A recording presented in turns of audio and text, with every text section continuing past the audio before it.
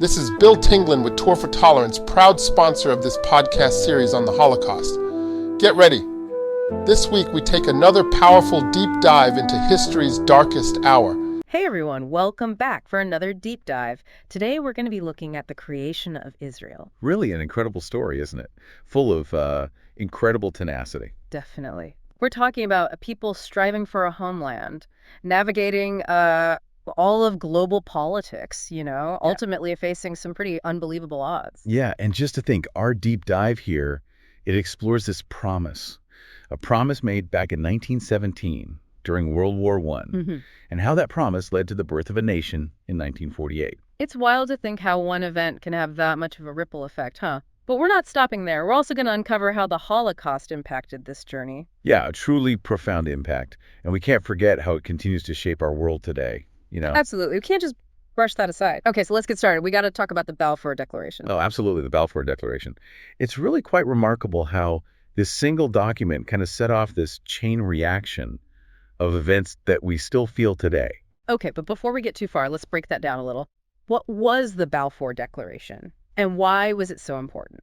Well, the Balfour Declaration, it was a letter written back in 1917 by the British Foreign Secretary, Arthur James Balfour. Okay. And it was addressed to Lord Rothschild. And Lord Rothschild was? He was a prominent figure in the Zionist movement. Okay, got it. The letter expressed basically support for establishing a national home for the Jewish people in Palestine. At the time, of course, World War I was raging on. And, the British were looking for strategic alliances, right? I can imagine so, yeah. They saw potential in gaining the support of the Zionist movement, which, of course, advocated for a Jewish homeland. Okay, so that's where Zionism comes in. So Zionism was pushing for this Jewish homeland. That makes sense. But what about the circumstances surrounding the declaration? Like, what was Balfour's motivation? Well, Arthur James Balfour, he was a complex figure, really. He was deeply embedded in the British political landscape of the time. His motivations, well, I'd say they were likely a mix of strategic calculation, right, but also some genuine sympathy for the Zionist cause. Interesting. So maybe a bit of both. Yeah, but what's really fascinating, and maybe a little unintended, is that Balfour, he probably didn't foresee the level of conflict his letter would spark. See, the letter, it kind of just assumed a straightforward land transfer. Like it wasn't that simple, of course. Oh, I see. It neglected the complexities of existing Arab populations in Palestine, you see, and their aspirations for the region. So it was oversimplified, at least in how it dealt with the existing population. Exactly. And this oversight, this would have, it'd have significant repercussions in the coming years. Oh, that's a good point I hadn't thought about. The unintended consequences can be huge, even when intentions are good. So what happened next? After the Balfour Declaration, where did things go? Well, after World War I ended, the League of Nations, they granted Great Britain a mandate over Palestine. This period is known as the British Mandate. Okay. Lasted from 1920 to 1948. And during that time, the British, they faced this monumental task. They had to administer a region with these deeply rooted historical claims. Oh, yeah. And you can't forget the conflicting aspirations. Sounds like trying to fit two puzzle pieces in the same spot. Can you explain a bit more about those conflicting aspirations and how the British tried to manage, keep things in order? Well, think of it this way. You have Jewish immigrants, fueled by this promise of a homeland. Mm-hmm. Many fleeing persecution in Europe, they're arriving in Palestine. At the same time, you have Arab residents who already call Palestine home, right? And they had their own dreams for the region's future. Right, their own desires, their own vision. Exactly. So the British found themselves kind of caught in the middle between these two groups, each with valid claims and desires. Their attempts to kind of balance these interests, it often just led to frustration and resentment on both sides. A no-win situation, it sounds like, yeah. So was there any particular event that showed just how volatile the situation had become? Oh, absolutely. The bombing of the King David Hotel in Jerusalem. Oh, wow. Yeah, it happened on July 22, 1946. It was a stark example of the escalating violence. I can imagine. The hotel, it housed the British administration in Palestine. Yeah.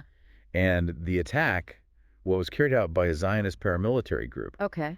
And 91 people died. British, Arab, and Jewish victims. That's awful. A stark reminder that these weren't just political games, Real lives were at stake. It makes the challenges of the mandate period all too real. Did this change anything for the British? Oh, the King David Hotel bombing. It sent shockwaves. I mean, through the region and internationally. It highlighted just how severe the conflict was and how the British government wasn't able to maintain control. It really accelerated their decision to relinquish the mandate. So they wanted out. Pretty much. They handed the problem over to the United Nations. So that's where the UN steps in. And was that when the idea of partitioning Palestine came about? You got it. In 1947, the United Nations proposed the partition plan. Okay. It was an attempt to resolve the conflict by dividing Palestine into two independent states, one Jewish and one Arab. Jerusalem would be under international administration. Seems logical, at least on the surface. Did both sides accept? Sadly, no. While Jewish leaders accepted the plan because they saw it as a path towards statehood, Arab leaders completely rejected it. They didn't like it at all. They saw it as unjust, claimed that it deprived them of land they'd inhabited for generations, you see. Their rejection set the stage for all the tumultuous events that followed. Which leads us to 1948 and the Declaration of Israel's independence. Right, precisely. Despite the rejected plan and the threat of war looming, on May 14, 1948, David Ben-Gurion, a leader in the Zionist movement, he boldly declared the establishment of the State of Israel. This moment must have been filled with so much. I mean, joy, anticipation, but also fear.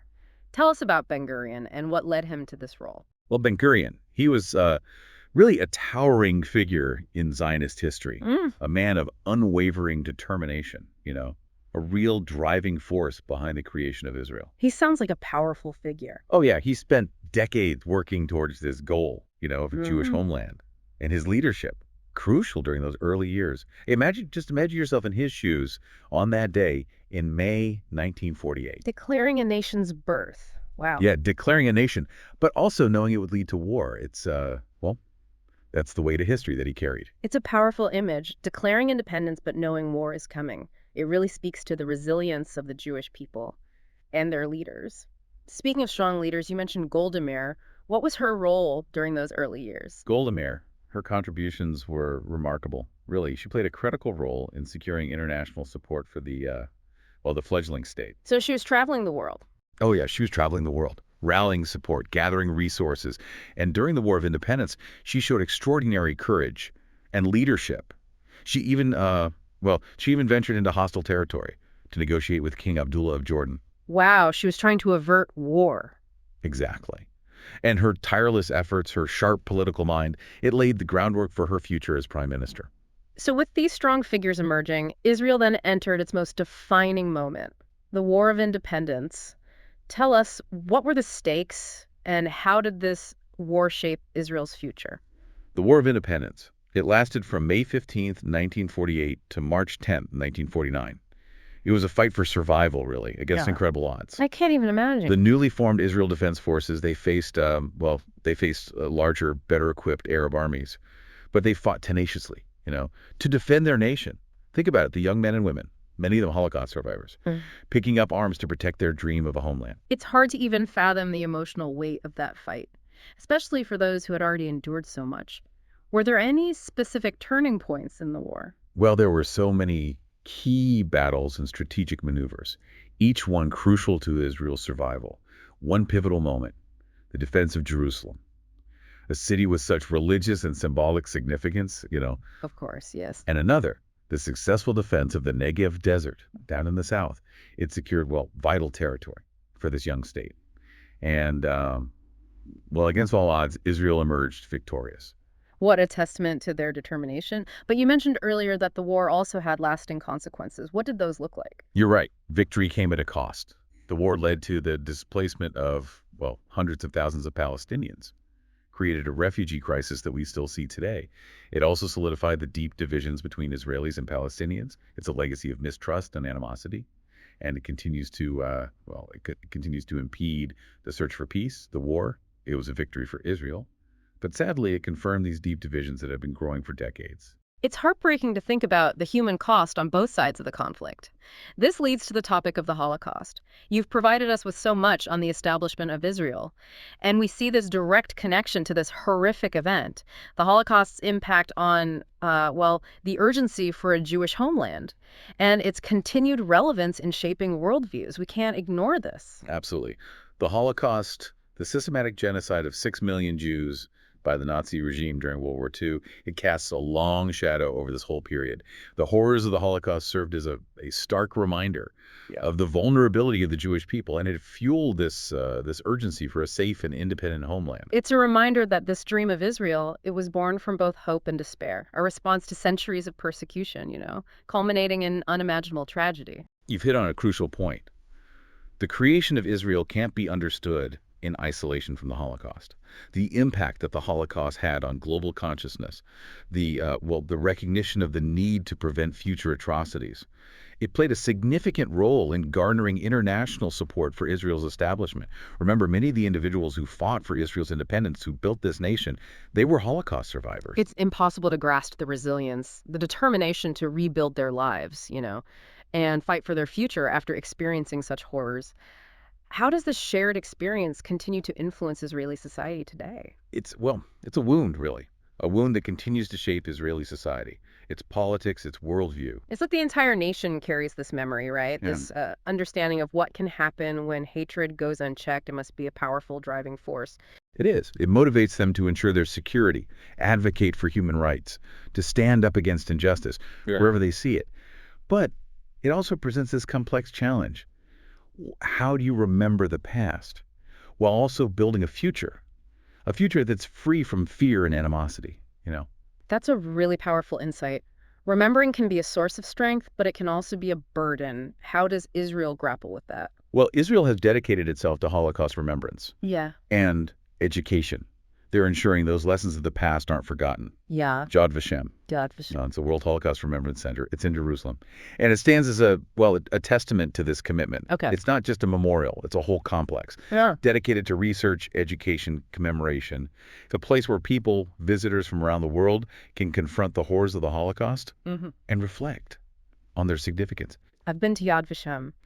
It's an incredibly powerful experience. It's not just dates and facts, right? You feel the weight of human loss and the urgency of preventing future atrocities. But remembrance, it goes beyond physical memorials, doesn't it? Oh, absolutely. Holocaust education, it's integrated into Israeli schools. It's part of the curriculum, ensuring younger generations understand the historical context, the dangers of prejudice and indifference, the importance of standing up against injustice. It's about instilling values of tolerance and empathy, right, in future generations, hopefully to break the cycle of hatred. Exactly. And this commitment to remembrance, it goes beyond Israel's borders. International Holocaust Remembrance Day, it's observed every year on January 27th. That's the anniversary of the liberation of Auschwitz. And it serves as a global call to action for nations to remember the victims, to honor the survivors, and to work together to prevent future genocides. It's a reminder that these lessons, they're universal. We all have a responsibility to fight intolerance and discrimination in every form. As we wrap up this deep dive, I'm left with a question for our listeners. I'm listening. What's on your mind? We've explored this incredible journey from the Balfour Declaration to the creation of Israel, and we've seen how the Holocaust continues to shape the nation. But how do these events, these lessons, how do they connect to our lives today, to the world we live in? How can we, each of us, use these insights to promote understanding, tolerance, and peace? That's a profound question, one that every listener should consider. It's a challenge to look inward, to examine our own biases, assumptions, to engage in open and honest conversations about difficult topics, and to stand up for what's right, even when it's hard. It's about recognizing that history isn't just dates and events. It's alive. It shapes who we are, the world we live in, and each of us, we have a role to play in shaping that narrative, in ensuring that the lessons of the past inform a more just and compassionate future. Well said. Let's all commit to carrying that torch of remembrance and understanding, illuminating the path towards a world where peace and justice prevail.